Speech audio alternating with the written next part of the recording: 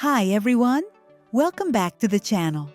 Today, I'm bringing you a piece of news that's shaking up social media in Italy and also among the fans of the Turkish actor Yaman.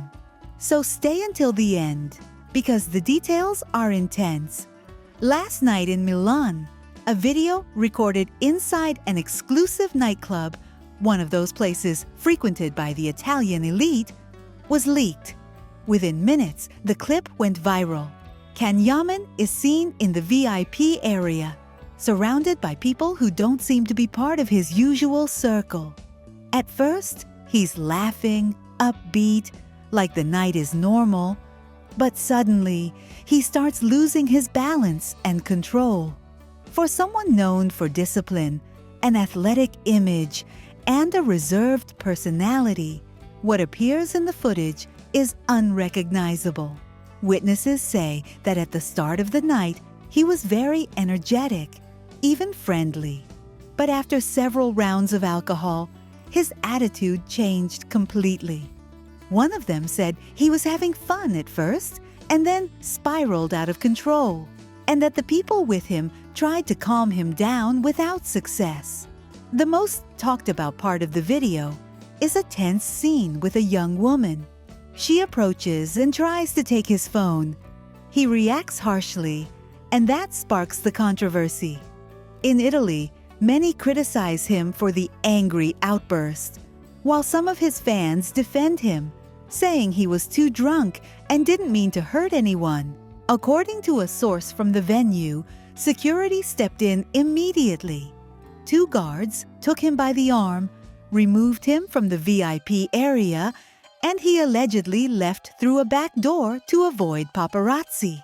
Even so, some photographers managed to see him, and another small chaos broke out outside the club.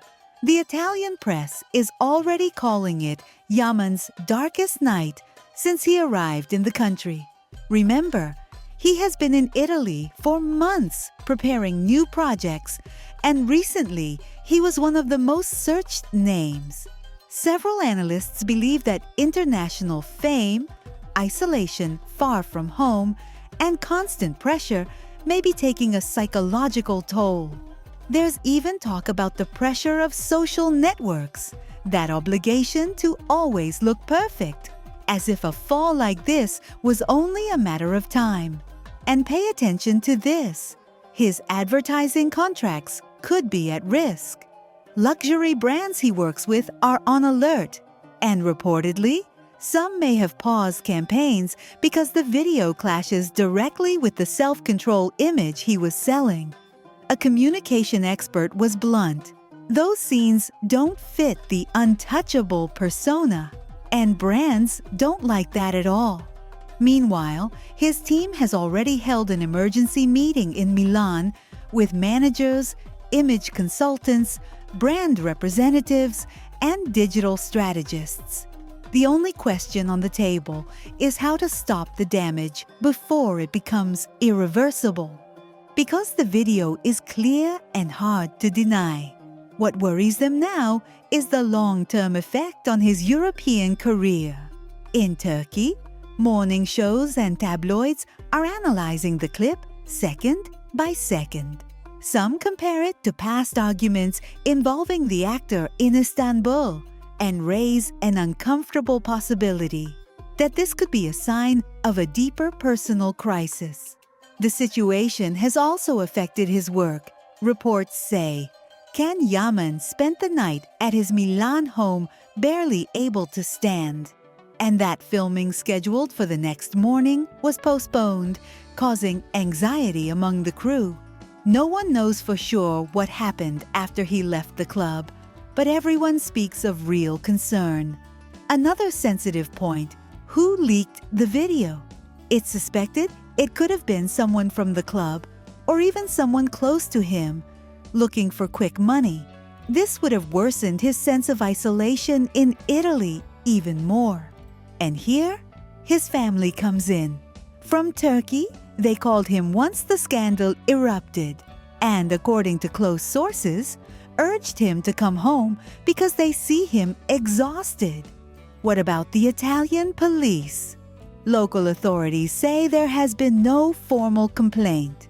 They only confirmed they sent patrols because people gathered outside the club and stated that it is not a crime, though it did disturb public order. That statement reignited a question online. What exactly happened with the young woman in the video? Since morning, journalists and paparazzi have been stationed outside his hotel waiting for a statement.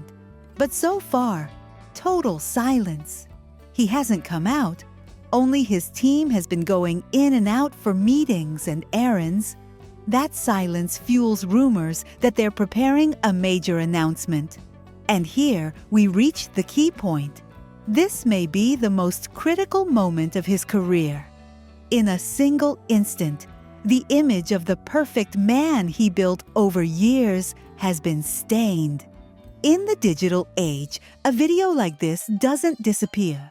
It returns, gets shared, and stays in memory. Now there's only one big question. How will Yaman come out of this blow? Will it be an isolated stumble or the beginning of a more serious decline? Tell me below what you think. And if you want me to keep bringing updates on this case, leave a like and subscribe. Because honestly, this storm is far from over. What all this noise around Demet Özdemir causes in me is a strange mix of tenderness and exhaustion. Tenderness because it's obvious that many people still want to see her inside the bubble of Daydreamer, as if that stage were a home you can always return to. Exhaustion because every time the fandom gets anxious, the same inflated headlines appear, the same recycled photo evidence, and the same bloggers who live off lighting fires. And in the end, the one who pays the emotional price is her, even when she hasn't said a word. To me, it's crystal clear that much of what's circulating is smoke. The comments say it outright. Fake, old photos, another lie. How could she be in Milan if he's filming in Spain? I see it the same way. They grab old images, repackage them with a new context, and voila, an explosive story to generate clicks. The worst part is that in this game, Demet ends up treated almost like an appendix of Can's life, when in reality, she has her own career, projects, and decisions. That constant reduction irritates me because it erases her identity to sustain someone else's narrative. On top of that, I feel like a script that isn't hers is being forced onto Demet. Some people demand that can clarify responsibilities toward Demet and her son, or that he disappear from her life forever, as if she were a passive figure who needs protection from someone else's choices. I don't share that view, not because there couldn't be wounds or unfinished things. I don't know, and it's not my place to claim, but because Demet doesn't seem to need public guardians. She looks like someone who knows exactly where she stands and what she wants to do with her life, without asking the internet for permission. I also notice a double standard that really bothers me. When the spotlight is on Can, everything becomes judgment about his excesses or supposed lack of control. When it shifts to Demet, it's almost always to ask, what did she do? What does he owe her? What's between them? It's as if the audience wants Demet to carry the emotional side of the myth so the myth survives. And honestly, that feels unfair. No one forces other actors to live forever inside a fictional couple. She is forced to, as if she had the obligation to represent Sanem forever, even when that's no longer her present. At the same time, I understand where that anxiety comes from. Demet has a presence that leaves a mark. She's bright and close, but also strong, with a mix of power and vulnerability that makes the audience feel like they really know her. That creates a real bond, even if it's one-sided. So every silence gets interpreted as a clue, and every gesture as a coded message. But one thing is caring about her, and another is turning her into collective property. I want to see her free from that cage, not locked inside it by other people's nostalgia. That's why I think it's healthy to say it plainly. If today there's no proof of anything, then there's nothing. And if all that's being shared are stories with no date, the honest thing is to admit we're looking at fiction. One commenter asked, "What year and date was that?" That's the right question, because that simple doubt dismantles half the internet. Sometimes the antidote to fake news isn't arguing for hours, but asking for the timeline. And when it doesn't appear, the mystery is over. It's clear we're consuming emotional recycling. Most of all, I worry about the noise being built around her. Some comments call for judging those lying bloggers. And even if it sounds harsh, I also think it's time to demand minimum responsibility.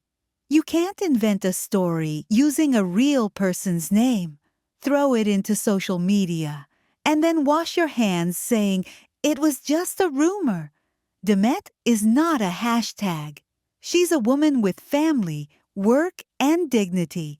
If she chooses not to respond to every provocation, it's not because she's hiding something, but because she understands that feeding that circus only makes it grow.